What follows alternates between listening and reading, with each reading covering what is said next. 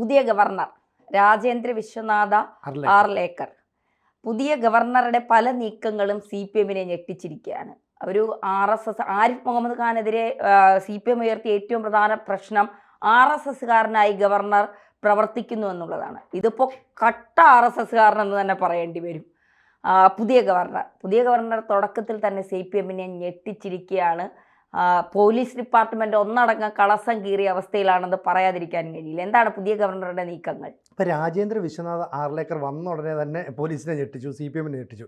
ഒപ്പോഴാണ് ഇന്നലെ പെരിയ ഇരട്ടക്കൊലപാതക കേസിൻ്റെ വിധി വന്നു. ഈ കേസിൽ CPM പ്രതികൾക്ക് ഏതാണ്ട് ഇരട്ട ജീവപര്യന്തം നൽകുന്നത്. മുൻ MLA ഉൾപ്പെടെയുള്ളവർക്ക് 5 വർഷത്തെ തടവിനും ശിക്ഷ വിധിച്ചു. എന്ന് പറഞ്ഞാൽ CPM കേരളത്തിൽ നടത്തി വരുന്ന ഈ കൊലപാതക രാഷ്ട്രീയം എന്താണെന്ന് ഗവർണർ വന്ന ദിവസം തന്നെ നേരിട്ട് അറിയുകയാണ് ഒരു കോടതി വിധി വരുമ്പോൾ. അപ്പോൾ ഈ ആർലേക്കർ ആരാണ് എന്നതിനെ സംബന്ധിച്ച് സംസ്ഥാന സർക്കാരിനോ CPM-നോ വേണ്ടത്ര ധാരണയില്ലായിരുന്നു.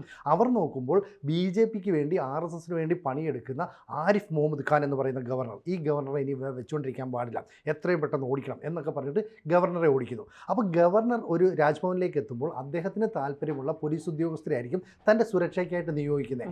ആ സുരക്ഷാ ഉദ്യോഗസ്ഥരായിരിക്കും ഗവർണർക്ക് വേണ്ട വിവരങ്ങളൊക്കെ കൊടുക്കുന്നത്. മാത്രമല്ല രാജ്ഭവനിലെ മറ്റ് ജീവനക്കാരുണ്ടല്ലോ ഗവർണറുമായി അടുത്തിടപഴകുന്നത്, അവരും ഇൻഫർമേഷൻസ് ഒക്കെ പാസ് ചെയ്യും. ഇപ്പോൾ ആരിഫ് മുഹമ്മദ് ഖാനെ മാറ്റണമെന്ന് പലതവണ സംസ്ഥാന സർക്കാർ കേന്ദ്രത്തോട് ആവശ്യപ്പെടുകയും ഇപ്പോൾ മാറ്റുകയും ചെയ്തു. അപ്പോൾ പകരം ഒരാൾ വരുന്നല്ലോ. അപ്പോൾ പകരം വന്ന ആളുടെ പേര് വിശ്വനാഥ ആർലേക്കർ. അപ്പോൾ രാജേന്ദ്ര വിശ്വനാഥ ആർലേക്കർ ആരാണ്? RSSൻ്റെ പ്രചാരകനാണ്. അപ്പോൾ RSSനോട് ആഭിമുഖ്യമുള്ള മുൻ കോൺഗ്രസ് നേതാവാണ് ആരിഫ് മുഹമ്മദ് ഖാൻ. ഇതങ്ങനെയല്ല, ചെറുപ്പം മുതൽ തന്നെ RSS എന്ന് പറയുന്ന വലിയ പ്രസ്ഥാനവുമായിട്ട് കൂടെ ചേർന്ന് പ്രവർത്തിക്കുന്നു, അതിൻ്റെ പ്രചാരകനായി പോകുന്നു. പിന്നീട് RSS BJPയിലേക്ക് നിയോഗിക്കുന്നു. അങ്ങനെ അദ്ദേഹം ഗോവയിലെ BJPയുടെ തലപ്പത്തേക്ക് വരുന്നു. നമുക്കറിയാലോ മനോഹർ പരീക്കർ ഉൾപ്പെടെയുള്ളവരുമായിട്ട് ചേർന്നും BJPക്ക് ഗോവയിൽ ഒരു അടിത്തറ കെട്ടി ഉയർത്തിയ സംസ്ഥാന ഘടകങ്ങൾ അല്ലെ സംസ്ഥാന നേതൃത്വത്തിൽ ഒരാളാണ് ആർലേക്കർ. അദ്ദേഹം അവിടുത്തെ നിയമസഭയിലെ സ്പീക്കറായിരുന്നു. അദ്ദേഹത്തിൻ്റെ പല നടപടികളും ശ്രദ്ധിക്കപ്പെട്ടിട്ടുണ്ട്. ഏതാണ്ട് 25% വരുന്ന ക്രിസ്ത്യൻ മെജോറിറ്റിയുള്ള പ്രദേശമാണ് ഗോവ. അവിടെ എങ്ങനെയാണ് BJPക്ക് ഇക്കരം വളർച്ച ഉണ്ടാക്കിയത്? അതിൽ ആർലേക്കറുടെയൊക്കെ ഒരു പങ്ക് വളരെ ഗണ്യമായതാണ്. കാരണം താഴെ തട്ടിലുള്ള പ്രവർത്തനങ്ങളിലൂടെ മാത്രമേ ഈ സാധാരണ ജനങ്ങളെ BJPയിലേക്ക് ആകർഷിക്കാൻ കഴിയൂവെന്ന് പ്രചാരകനായി ജോലി ചെയ്ത ആർലേക്കർക്ക് കൃത്യമായ ധാരണയുണ്ടായിരുന്നു. അതുകൊണ്ടാണ് വിശ്വനാഥ ആർലേക്കർ ഉൾപ്പെടുന്ന RSS സംഘം കൃത്യമായി അടിത്തട്ടിൽ പ്രവർത്തിക്കുകയും BJPയിലേക്ക് ആളുകളെ കൊണ്ടുവരികയും ചെയ്തത്. അങ്ങനെ ഒരാൾ കേരളത്തിലേക്ക് വരുമ്പോൾ ഈ ആർലേക്കറെ ആദ്യം മുതൽ തന്നെ നിരീക്ഷിക്കണമെന്ന് CPM-ന്റെ സംസ്ഥാന നേതൃത്വം തീരുമാനിക്കുന്നു. അതിനുവേണ്ടി ആദ്യം ചെയ്തത് ആരിഫ് മുഹമ്മദ് ഖാൻ്റെ വിശ്വസ്തർ എന്ന് കരുതിയിരുന്ന പോലീസ് ഉദ്യോഗസ്ഥരിൽ ചിലരെ അവിടെ നിന്ന് മാറ്റുന്നു. പകരം പുതിയ പോലീസ് ഉദ്യോഗസ്ഥരെ അവിടെ കൊണ്ട് നിയോഗിക്കുന്നു. അപ്പോൾ ഇതിൻ്റെയൊക്കെ ചുമതല ADGP മനോജ് എബ്രഹാം എന്ന് പറഞ്ഞാൽ മുഖ്യമന്ത്രി പിണറായി വിജയൻ്റെ ഏറ്റവും വേണ്ട അങ്ങനെ പറയാം. കാരണം നേരത്തെ MR അജിത് കുമാർ ആയിരുന്നു. അപ്പോൾ അജിത് കുമാർ കഴിഞ്ഞാൽ അടുത്ത് മനോജ് എബ്രഹാമാണ്. നമ്മളൊന്നും വലുതായിട്ട് അദ്ദേഹത്തെ ആരോപണങ്ങളെ ഒന്നും കേട്ടിട്ടില്ല. പക്ഷേ ശബരിമലയിൽ ഉണ്ടായ പ്രശ്നങ്ങളൊക്കെ ഉണ്ടായപ്പോൾ ചരട് വലിച്ചതിലൊന്ന് ഈ മനോജ് എബ്രഹാം ആയിരുന്നു. അപ്പോൾ മനോജ് എബ്രഹാം കൃത്യമായി തങ്ങൾക്ക് വേണ്ട പോലീസ് ഉദ്യോഗസ്ഥരെ ഈ ഗവർണറുടെ സുരക്ഷാ സേനയിൽ ഉൾപ്പെടുത്തിയിരിക്കുന്നു. എന്നിട്ട് പുതിയ ഗവർണർ വരുന്നു, സത്യപ്രതിജ്ഞ കഴിയുന്നു. അവിടെ ചെല്ലുമ്പോൾ ഗവർണറുടെ അടുത്ത് രാജ്ഭവനിലെ ചില ജീവനക്കാർ ഉദ്യോഗസ്ഥരൊക്കെ പറയുന്നു, സാറിൻ്റെ സുരക്ഷാ സേനയിൽ നിന്ന് നിർണായക പോസ്റ്റുള്ള പോലീസ് ഉദ്യോഗസ്ഥരെയൊക്കെ മാറ്റി, പകരം ഇന്ന ആൾക്കാരെ നിയോഗിച്ചു. അപ്പോൾ ഗവർണർക്ക് ഒരു സംശയം തോന്നി. മാത്രവുമല്ല കേരളത്തെക്കുറിച്ച് കൃത്യമായി പഠിച്ചിട്ടാണല്ലോ ആർലേക്കർ വരുന്നത്. ഇവിടുത്തെ CPM ഭരണകൂടം എങ്ങനെയായിരുന്നു ആരിഫ് മുഹമ്മദ് ഖാൻ്റെ അടുത്ത് പെരുമാറിയെന്നും അദ്ദേഹം കണ്ടതാണ്. അപ്പോൾ നേരെ അദ്ദേഹം വേറൊന്നും ചെയ്തില്ല, ADGP വിളിക്കുന്നു. എന്നിട്ട് പറഞ്ഞു, ഗവർണറാണ്, ആർലേക്കറാണ്, നിങ്ങൾ രാജ്ഭവനിലേക്ക് വരണം. ADGP ഈ മനോജ് എബ്രഹാം ഞെട്ടിപ്പോവുകയാണ്. അദ്ദേഹം നേരിട്ട് അവിടെ ചെന്നിട്ട് ചോദിച്ചു, എന്തിനാണ് എൻ്റെ സുരക്ഷാ ഉദ്യോഗസ്ഥരെ മാറ്റിയത്? അപ്പോൾ അതൊരു ഷഫ്ലിംഗ് അങ്ങനെയാണ് പറഞ്ഞത്. അതൊന്നും പറ്റില്ല. അപ്പോൾ എൻ്റെ ADC എന്ന് പറയുന്ന ആളെ റെയിൽവേയിലേക്ക് മാറ്റി, ഓക്കെ, അതിന് പകരം പുതിയ ആൾ വരുന്നു, അത് IPS ഉദ്യോഗസ്ഥനാണ്, സംസ്ഥാന സർക്കാരിന് തീരുമാനിക്കാം. പക്ഷേ എൻ്റെ സുരക്ഷാ വലയത്തിലുള്ള ഉദ്യോഗസ്ഥരെയൊക്കെ മാറ്റി നിയമിച്ചത് പിൻവലിക്കണം. മാത്രമല്ല ആരെയൊക്കെയാണോ ഇവിടുന്ന് മാറ്റിയത് അവരെയെല്ലാം തന്നെ പുനർനിയമനം കൊടുക്കണം. ADGPക്ക് എന്തെങ്കിലും പറയാൻ പറ്റുമോ? അപ്പോൾ മുഖ്യമന്ത്രിയുടെ CPM-ന്റെ കൃത്യമായ അജണ്ട നടപ്പാക്കാൻ ഇറങ്ങിയ ADGPയുടെ തലയ്ക്ക് ഗവർണർ അടിച്ചു എന്നല്ലേ പറയുന്നത്? തീർച്ചയായിട്ടും അതിനൊരു വലിയ കാരണം നമ്മൾ ഈ ആരിഫ് മുഹമ്മദ് ഖാനും CPM-ഉം തമ്മിലുള്ള പോര് ഒരു തുറന്ന പോരിലേക്കൊക്കെ പോയത് എനിക്ക് തോന്നുന്നു കഴിഞ്ഞ വർഷത്തിൻ്റെ അവസാന ഘട്ടങ്ങളിലാണ്. SFI ഗോ ബാക്ക് ഗവർണർ എന്നൊക്കെ വിളിച്ചുകൊണ്ട് എത്തുകയും ചരിത്രത്തിൽ തന്നെ ഒരു ഗവർണറും വാഹനം നിർത്തി നടു റോഡിൽ കസേരയിട്ടിരിക്കുന്ന ഒരു അവസ്ഥയിലേക്ക് പോകുന്നതും ഒക്കെ നമ്മൾ കണ്ടതാണ്. അത്രയും തൻ്റെ ഇടമുള്ള നിലപാടുകൾ ഉയർത്തി നിൽക്കുന്ന ഒരാളായിരുന്നു ആരിഫ് മുഹമ്മദ് ഖാൻ.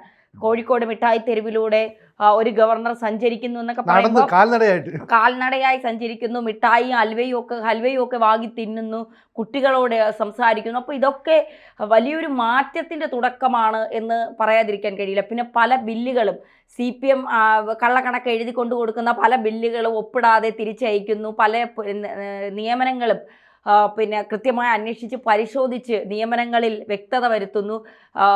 മാത്രമല്ല പല ബില്ലുകൾ എനിക്കൊന്ന് രാഷ്ട്രപതിയുടെ കയ്യിലാണെന്ന് തോന്നുന്നു. രാഷ്ട്രപതി ഒപ്പിട്ടതിന് ശേഷമേ ഇനി സംസ്ഥാന സർക്കാരിന് എന്തെങ്കിലും ചെയ്യാൻ കഴിയൂ. അപ്പോൾ ആരിഫ് മുഹമ്മദ് ഖാൻ പോയപ്പോൾ ഒന്ന് സമാധാനിച്ചിരുന്നു. പ്രത്യേകിച്ച് സംസ്ഥാനവും സർക്കാരും BJPയും തമ്മിലൊരു അന്തർധാരയുണ്ട്, അതുകൊണ്ട് ആ തരത്തിലായിരിക്കും ഇനി ഗവർണർ നിയമനം എന്നൊക്കെ വിചാരിച്ചിരുന്നപ്പോഴാണ് CPMന്റെ തലയ്ക്ക് ചുറ്റിക കൊണ്ട് അടിക്കുന്നത് പോലെ അർലോക്കർ വന്നത് അല്ലേ? അതെ, അങ്ങനെ മാത്രവുമല്ല ഈ പറയുന്ന എന്താ പറയുക, നേരത്തെ പിന്നെ ഈ അണലി ഉണ്ടായിരുന്നു, ഇപ്പൊ അത് പോയിട്ട് മൂർഖൻ വന്നു എന്നൊക്കെ പറയുന്നവരാണ്. ശരിക്കും CPM പേടിച്ചു.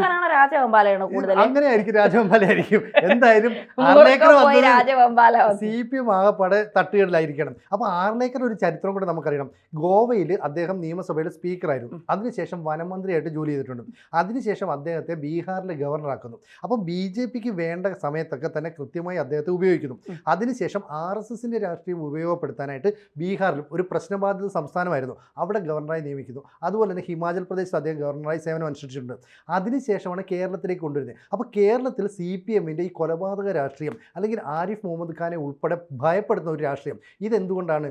ഒരു കാലത്ത് കോൺഗ്രസിൽ നിന്ന് വന്ന് പിന്നീട് BJPയെ സപ്പോർട്ട് ചെയ്യുന്ന ആരിഫ് മുഹമ്മദ് ഖാനെതിരെ തീർക്കുകയാണ്. പക്ഷേ ആർലേക്കർ എന്ന് പറയുന്നത് അങ്ങനെയല്ല. RSS എന്ന് പറയുന്ന പ്രസ്ഥാനം എന്താണെന്നും അവിടെ ഒരു പ്രചാരകനായി ജോലി ചെയ്യുന്നത് ഏറ്റവും ദുഷ്കരമായ താഴെ തട്ടുമുതലുള്ള പ്രവർത്തനങ്ങളിൽ സജീവമായി ഇടപെടുകയും ചെയ്ത ഒരാളാണ്. അങ്ങനെയുള്ള ആർലേക്കർക്ക് RSSന്റെ ലക്ഷ്യം എന്താണ്, കേന്ദ്ര സർക്കാരിൻ്റെ നീക്കം എന്താണെന്ന് ആരും പറഞ്ഞു കൊടുക്കേണ്ട കാര്യമില്ല. മാത്രവുമല്ല RSSൽ നിന്ന് വന്ന് കേന്ദ്ര മന്ത്രിസഭയിൽ ഉന്നതരായിരിക്കുന്ന പലരുമായിട്ടും, പ്രധാനമന്ത്രിയുമായിട്ട് പോലും ഈ ആർലേക്കർക്ക് നല്ല ബന്ധമുണ്ട്. അങ്ങനെയുള്ള വിശ്വനാഥ് ആർലേക്കറെ തുടക്കം മുതൽ തന്നെ നിരീക്ഷിക്കണമെന്ന് CPM കരുതുകയാണ്. കാരണം ആരിഫ് മുഹമ്മദിനേക്കാൾ അപകടകാരിയാണോ, അല്ലെങ്കിൽ നമ്മുടെ പക്ഷത്തേക്ക് പതുക്കെ കൊണ്ടുവരണം. നേരത്തെ ആ ധന്യ പറഞ്ഞതുപോലെ VC നിയമനം ഉൾപ്പെടെ സംസ്ഥാന സർക്കാരിന് താല്പര്യമുള്ള പല നിയമനങ്ങളിലും അവസാനത്ത് ഒപ്പിടേണ്ടത് ഗവർണറാണ്. പക്ഷേ ആരിഫ് മുഹമ്മദ് ഖാൻ പലപ്പോഴും ഇത് വീണ്ടും പരിശോധനയ്ക്കൊക്കെ വേണ്ടി തിരിച്ചയക്കാറുണ്ട്. ഇതുണ്ടാകരുത്, നമുക്കൊരു റബ്ബർ സ്റ്റാമ്പ് പോലെ ഉപയോഗിക്കാൻ ഈ ഗവർണറെ പറ്റും എന്നാണ് വിചാരിച്ചത്. പക്ഷേ സത്യപ്രതിജ്ഞ ചെയ്ത് 10:30 മണിക്കാണ് വ്യാഴാഴ്ച സത്യപ്രതിജ്ഞ ചെയ്യുന്നത്. ഏതാണ്ട് ഉച്ചയാകുമ്പോഴേക്കും നേരെ മനോജ് എബ്രഹാമിന് കോൾ ചെയ്യുന്നു. അപ്പോൾ ഗവർണർ ഞെട്ടിച്ചു കളഞ്ഞു എന്ന് പറയാം, CPMനെ പേടിപ്പിച്ചു കളഞ്ഞു. അപ്പോൾ ഈ ഗവർണറുടെ മുന്നോട്ടുള്ള ഓരോ നീക്കവും ഇനി സർക്കാർ സംശയത്തോടെ നോക്കണം. കാരണം RSSന്റെ പ്രചാരകനായി വന്ന ഒരാൾക്ക് RSSന്റെ ആശയങ്ങളും മൂല്യങ്ങളും ഒക്കെ എത്രത്തോളം ഉള്ളിൽ ലയിച്ചു ചേർന്നിട്ടുണ്ടെന്ന് ആരും പറഞ്ഞു കൊടുക്കാതെ CPMന് അറിയാം. അങ്ങനെയുള്ള ഒരു പാർട്ടിക്ക് ഈ ഗവർണറെ നേരിടാൻ എന്ത് സ്റ്റെപ്പാണ് മുന്നോട്ട് വെക്കാൻ കഴിയുകയെന്ന് അറിയില്ല.